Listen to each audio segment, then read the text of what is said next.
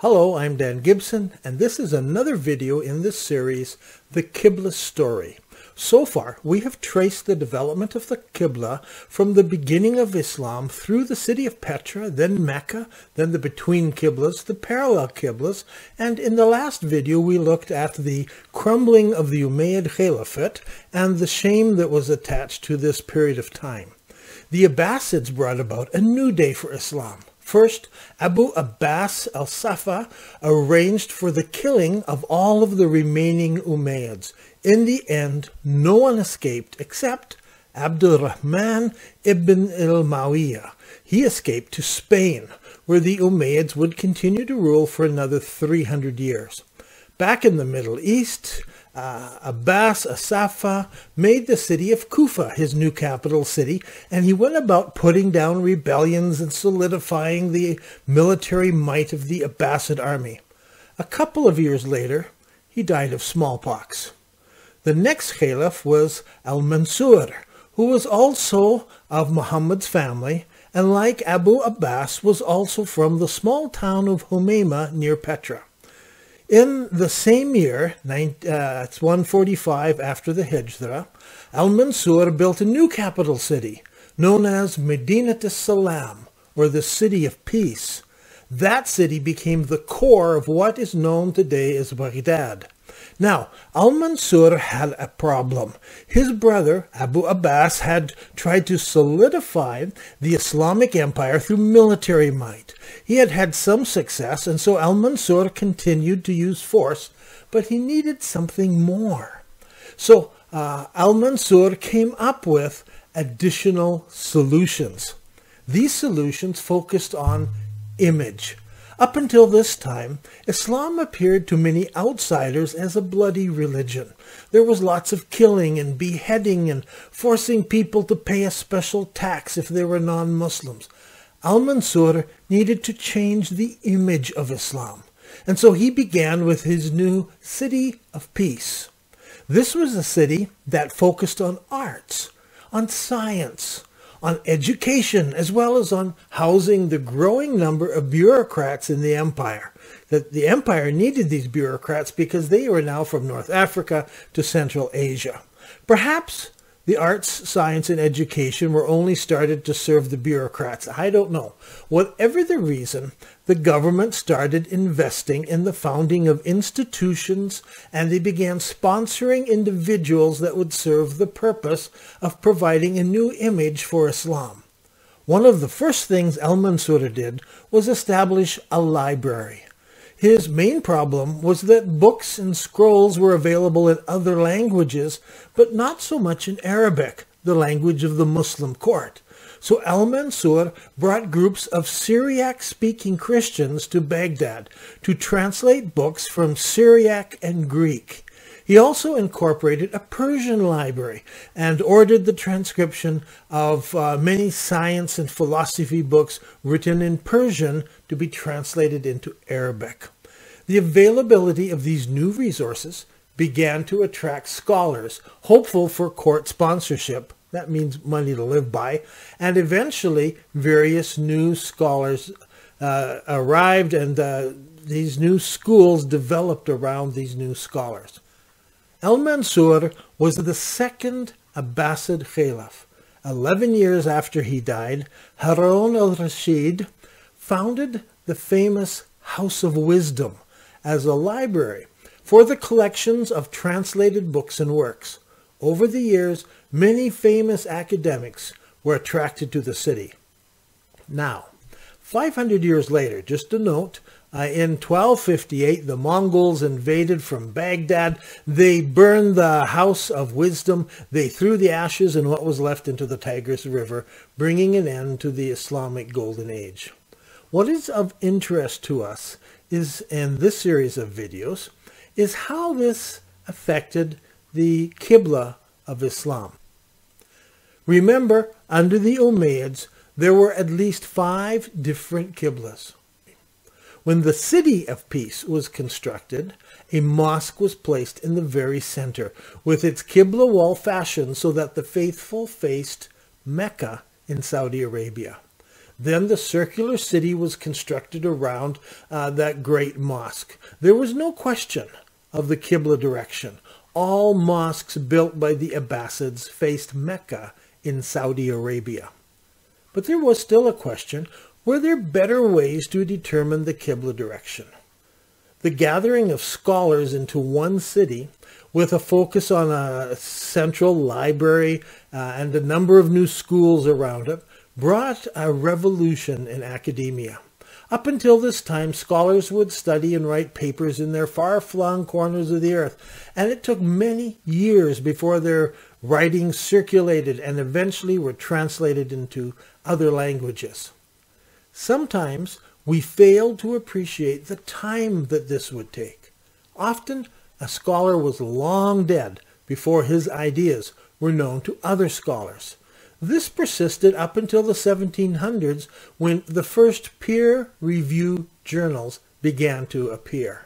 So the exchange of research information was long, it was slow, it was tedious. But the House of Wisdom and the atmosphere in Baghdad changed all of that. Suddenly, great scholars were in the same city. They had access to the same great libraries. They could even interact with one another. This created academic synergy and a burst of academic achievements only occasionally seen in history. In Baghdad, this time of academic achievement blossomed over several hundred years. Right from its inception, however, the state sponsored and there was government control. It was evident in the whole thing. The new Islamic State in Baghdad was concerned that the religion of Islam and their rule was always reflected in good light. So while new innovations in science and mathematics and astronomy were greatly encouraged, innovation was not encouraged in religion and history. During this time, a number of noted historians were sponsored by political figures or the government in general. Now, this is not a new thing. Even the great Roman historian Strabo was sponsored by high-ranking Roman officials. He stayed for extended times in the home of a Roman general while compiling his glorious history of Rome. Was he influenced by his sponsors? You can be sure. In this case, the Muslim chroniclers of history, one thing was certain: their histories would never negatively reflect on the religion of Islam or the character of the Prophet or the right of the Abbasids to rule.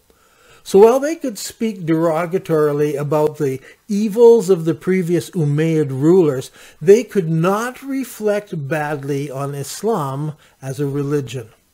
This bias is reflected in all of the histories written under the Abbasids, and they ruled for many centuries. Another interesting observation we can make is that there was a particular interest at this time among mathematicians in the discovering of better ways to calculate the Qibla direction. I have gone through a list of famous academics of this period, and I've made a shorter list, you can see it here on the screen, of those who were particularly interested in math, astronomy, and Qibla studies. Each of these scholars added another piece of the puzzle. Here's the list from the earliest to later. The dates are listed when the scholars died, or at least when they were at the height of their writing, which was usually later in life. Now, for several decades, one of the world's experts on this time period was Dr. David A. King, who has written a host of papers on this time period and on the works of a number of these medieval scholars who were instrumental in Qibla studies. Dr. King has disagreed with me on my conclusions about the 5 different Qibla directions in early Islam, so I feel I must address his proposals when talking about the medieval mathematicians. One of the earlier publications of Dr. King's about the Qibla was done as a joint paper with the famous astronomer Dr. Gerald Hawkins, who made a startling conclusion in his 1965 book on Stonehenge. But he was not the first. He used the ideas put forward by Dr. Alexander Thom in his series of papers published on Stonehenge. Dr. Thom and later Gerald Hawkins claimed that Stonehenge was an astronomical observatory to predict the movement of the sun and the stars.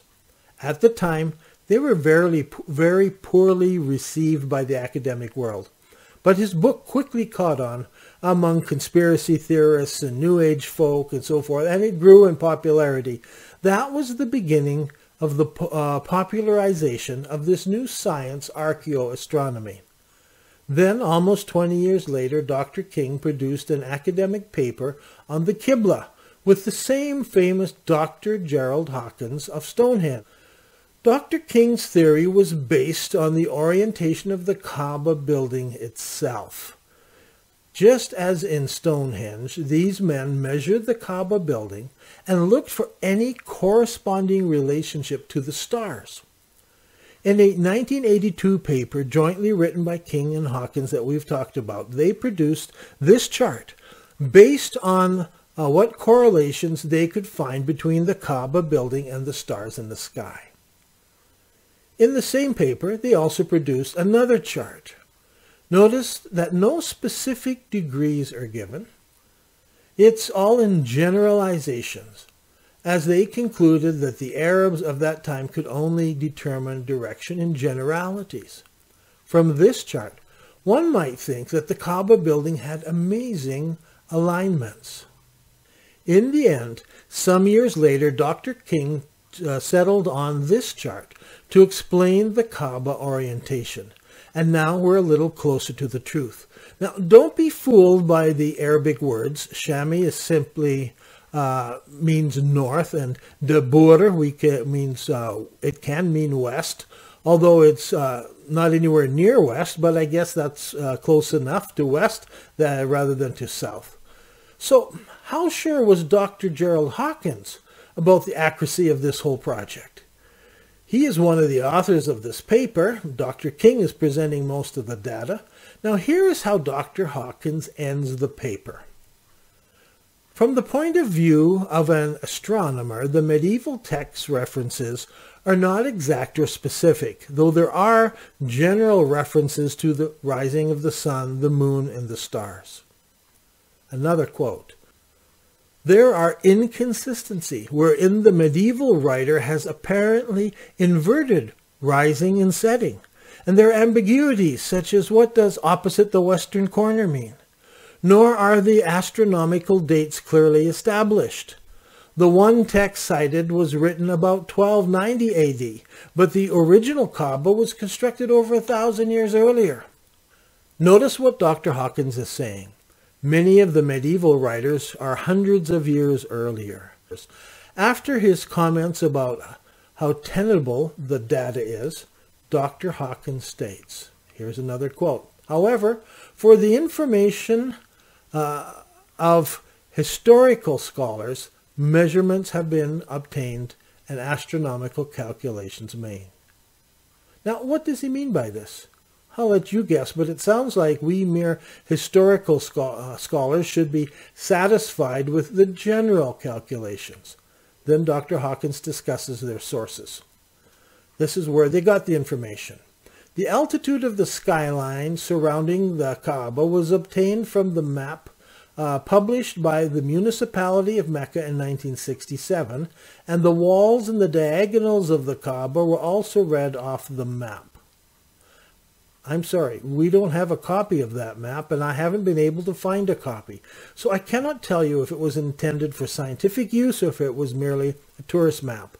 Dr. Hawkins goes on.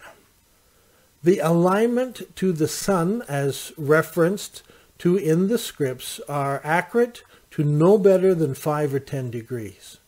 What? They couldn't get a reading on the sun better than 5 or 10 degrees?